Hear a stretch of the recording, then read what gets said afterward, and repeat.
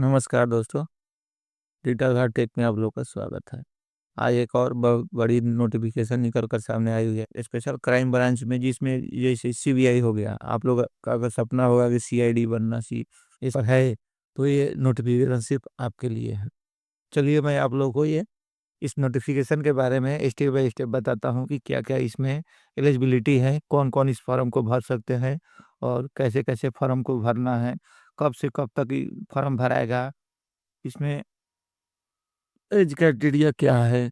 इस सभी को स्टेप बाय स्टेप आप आज मैं आप लोग को बताने वाला हूँ। तो चलिए मैं कंप्यूटर के स्क्रीन पर लेके चलता हूँ और स्टेप बाय स्टेप बताता हूँ। चलिए तो शुरू करते हैं। देखिए, ये नोटिफिकेशन केंद्रीय चयन पार्षद सिपाही भर्ती बिहार की तरफ से निकल कर आया हुआ है। ये एक मतलब जनवरी में 2026 को ही निकला हुआ है फॉर्म।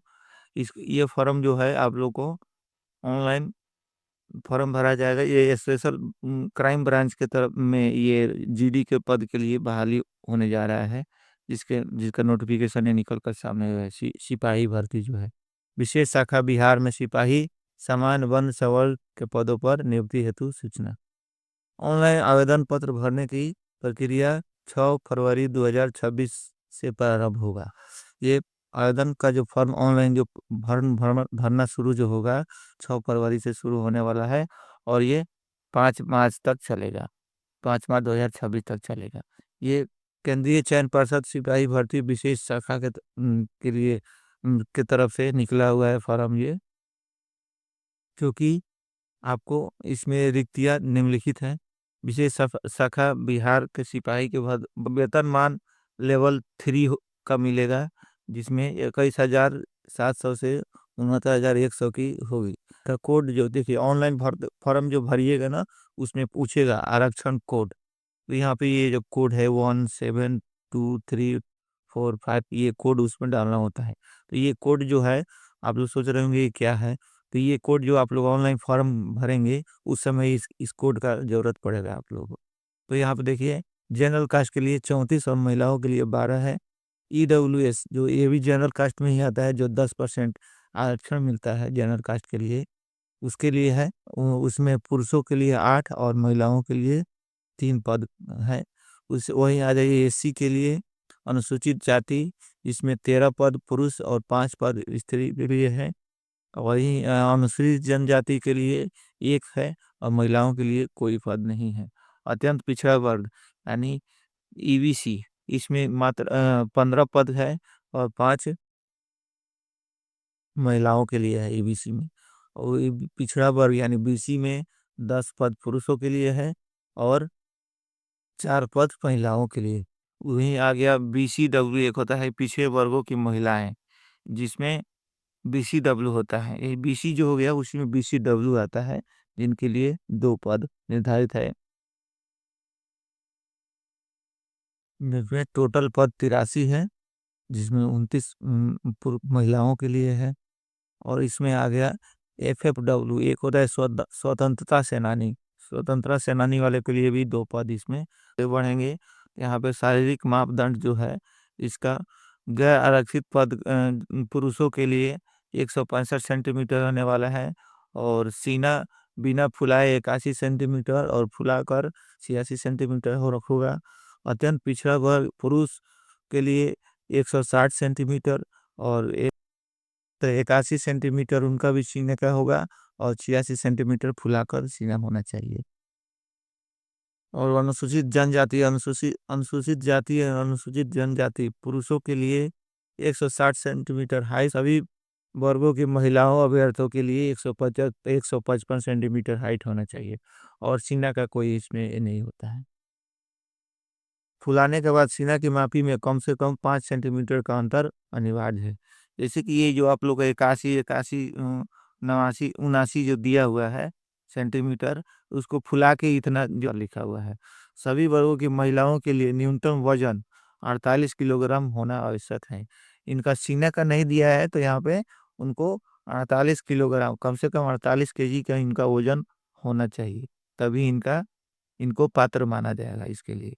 शैक्षिक अर्हता, विशेष शाखा बिहार में सिपाही सामान्य वन संवर्ग के पद के लिए न्यूनतम शैक्षणिक योग्यता इंटरमीडिएट यानी 10+2 के बाद होना चाहिए।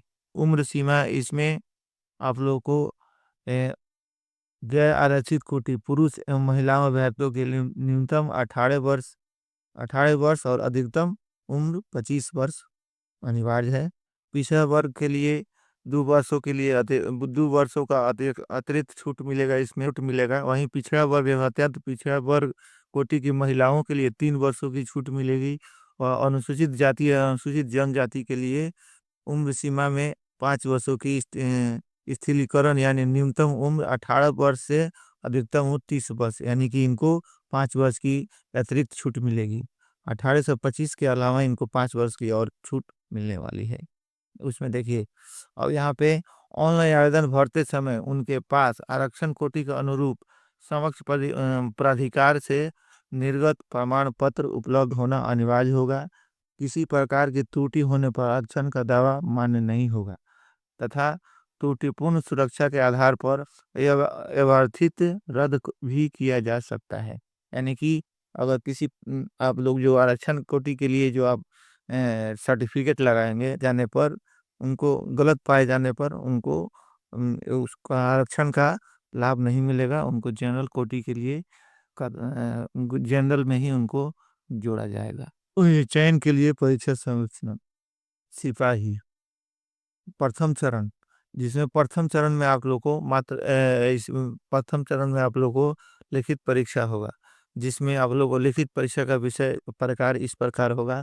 जैसे कि वस्तुनिष्ठ बहुविकल्पिक परीक्षा होगी, जिसमें मतलब वस्तुनिष्ठ प्रश्न पूछे जाएंगे। प्रपत्र 1 और 2, इसमें 2 प्रपत्र में एग्जाम लिया जाएगा। जैसे कि एक प्रथम पत्र होगा 100 अंक का, जिसमें तार्किक तार्किक विश्लेषणात्मक योग्यता यानी रीजनिंग एंड एनालिटिक एबिलिटी यानी 50 अंक का होगा।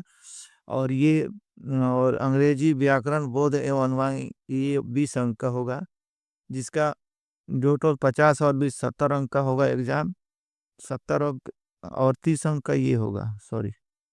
और हिंदी व्याकरण 20 अंक और हिंदी व्याकरण 20 अंक, टोटल 100 अंकों का एग्जाम होगा। इसमें 90 मिनट आप लोगों को समय दिया जाएगा और टोटल 100 अंक आपका एग्जाम होगा। वहीं द्वितीय पत्र में 100 अंक का भी एग्जाम होगा, जिसमें सामान्य ज्ञान, गणित और बिहार के सामान्य ज्ञान 20 अंक का पूछा जाएगा, जिसमें ये भी 90 मिनट का समय दिया जाएगा और 100 अंक का क्वेश्चन होगा। प्रत्येक गलत उत्तर के लिए आपको 0.25 अंक काट लिया जाएगा, यानी कि इसमें निगेटिव मार्क भी रहने वाला है। तो आप लोग जो भी क्वेश्चन को टिक लगाएंगे थोड़ा ध्यानपूर्वक लगाना होगा। देखिए, इसमें लिखित परीक्षा में 30% से कम अंक प्राप्त करने वाले अभ्यर्थी शारीरिक दक्षता के लिए असफल घोषित किए जाएंगे। घोषित पर देखिए, यहाँ पे आप लोग का सीधे एग्जाम मतलब रिटन एग्जाम होने के बाद आप लोग को सीधे मेडिकल के शारीरिक दक्षता के लिए बुलाया जाएगा और लोग को मात्र मेडिकल जांच होगा, जैसे कि हाइट वगैरह नापा जाएगा और मेडिकल जांच होगा। इसमें दौड़ उड़ नहीं है, तो आप लोग इसको आसानी से आप लोग फॉर्म अगर अच्छा आप लोग का तैयारी किए हुए हैं रिटन का, तो आप लोग ये फॉर्म भर के और आसानी से इस जॉब को ले सकते हैं। तो आप लोग इस फॉर्म को भरिए। द्वितीय चरण में आपको शारीरिक जांच मापदंड मतलब वही यहाँ पे देखिए, यहाँ पे जो लिखित परीक्षा 30% अंक जिनका प्राप्त होगा उनको आगे के द्वितीय चरण के लिए शारीरिक जांच मापदंड के लिए बुलाया जाएगा। इसमें लिखित परीक्षा के आधार पर पात्र उम्मीदवारों को निर्धारित अनुपात में शारीरिक जांच माप परीक्षा के लिए बुलाया जाएगा। देखिए, वही चीज लिखा हुआ है यहाँ पे, अभ्यर्थी की शारीरिक जांच माप परीक्षा में सम्मिलित होना एवं उसमें सफल होना अनिवार्य है। सम्मिलित होना और सफल होना अनिवार्य है। जैसे कि आप लोग का लिखित परीक्षा हो गया, उसमें पास भी हो गए और आए और समझ रहे हैं कि चलिए अब शारीरिक दक्षता में नहीं जाएंगे, हो जाएगा मेरा अच्छा मार्क्स है, तो ऐसा नहीं है। आप लोगों को शारीरिक दक्षता में भी उपस्थित होना होगा और उसमें भी पास होना होगा, तभी आप लोग का आगे चल के मेरिट लिस्ट में नाम आएगा और मेरिट लिस्ट बनने वाला है। तृतीय चरण दस्तावेज जांच होगा। उसके बाद ये जो मेडिकल जांच होने के बाद आप लोग को दस्तावेज की जांच होगी। उसके बाद उसमें आप सभी डॉक्यूमेंट्स को जांच किया जाएगा। उसके बाद आप लोग नीचे आते हैं, देखते हैं मेगा सूची की तैयारी। उसके बाद आप लोग को मेगा सूची की तैयारी होगी, जिसमें अंतिम रूप से सफल अभ्यर्थियों को मेगा सूची लिखित परीक्षा में प्राप्त अंकों के आधार पर आरक्षण कोटिवार तैयार की जाएगी। प्राप्त अंकों के आधार पर, जिसमें देखिए गैर आरक्षित यानी सामान्य वर्ग के लोगों को कम से कम 50%, 40% अंक लाना अनिवार्य है। पिछड़ा वर्ग के लिए 36.5% अंक, अत्यंत पिछड़ा वर्ग के लिए 34%, और अनुसूचित जाति या अनुसूचित जनजाति के लिए 32%। यानी कि ये अंक जिनको प्राप्त होगा, वही हम्म, उन्हीं का मेरिट लिस्ट बनेगा, उनका मेरिट लिस्ट में नाम नहीं आएगा। और उसके बाद आइए, अब कुछ आवेदन की प्रक्रियाएं भी बता देता हूँ, जैसे कि आवेदन शुल्क। इसमें मात्र आवेदन शुल्क आप लोगों को सभी श्रेणियों के लिए 100 रुपया रखा है। बिहार सरकार का इस साल से 2025 से ये नया नियम लागू हुआ है, जिसमें सभी अभ्यर्थी, सभी किसी भी प्रकार का फॉर्म भरते हैं, उसमें सभी सभी कोटि के वर्ग के लोगों को मात्र 100 रुपया ही फॉर्म भरना होगा। उसके बाद आ जाइए कट ऑफ तिथियां, उम्र सीमा। जो ये डेट दिया हुआ है, न्यूनतम उम्र आप लोग का 1 अगस्त 2026। यहाँ तक 1 अगस्त 2026 तक भी आप लोग का अगर 18 साल पूरा हो रहा है, तभी आप लोग का फॉर्म भर सकते हैं, न्यूनतम उम्र के लिए। और अधिकतम उम्र के लिए भी वही डेट सीमा है। उसके बाद आ जाइए यहाँ पर जाति निवास प्रमाण पत्र। यानी कि जाति निवास अगर आप लोग लगाते हैं, 5/3/2026 तक निर्गत किया गया होगा, तो आप लोग इस फॉर्म को भर सकते हैं। मतलब आप लोग को कम से कम, किसी की लास्ट डेट जो है ना, 5 5 मार्च का, तो वही डेट दिया हुआ है। 5 मार्च तक भी आप लोग अगर निवास जाति निर्गत कराते हैं, तो भी आप इस फॉर्म को भर सकते हैं, जाति निवासी। वही क्रीमी लेयर का भी वही डेट दिया हुआ है, 5 मार्च तक आप लोग जारी करवा के भरा सकते हैं, दिनांक 5 मार्च तक। वही ईडब्ल्यूएस का भी वही है। स्वतंत्रता सेनानी के लिए भी सर्टिफिकेट बनवाते हैं, तो उनका भी यही है। इस नोटिफिकेशन को मैं अपने डिस्क्रिप्शन बॉक्स में भी डाल दूंगा, वहां से भी आप लोग ये नोटिफिकेशन लेकर आप लोग वहां से देख सकते हैं, और अपने आप में वहां से भी विशेष जानकारी ले सकते हैं। तो अंत तक मेरे वीडियो को देखने के लिए आप लोगों को बहुत बहुत धन्यवाद। अगर आप मेरे वीडियो को यूट्यूब पर देख रहे हैं, तो कृपया मेरे चैनल को सब्सक्राइब कीजिए और मेरे वीडियो को लाइक कीजिए। और आप मेरे वीडियो फेसबुक पर देख रहे हैं, तो कृपया मेरे चैनल को फॉलो कीजिए और वीडियो को लाइक करिए और अपने दोस्तों को शेयर कीजिए।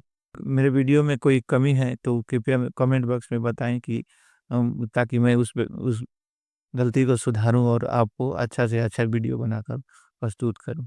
धन्यवाद।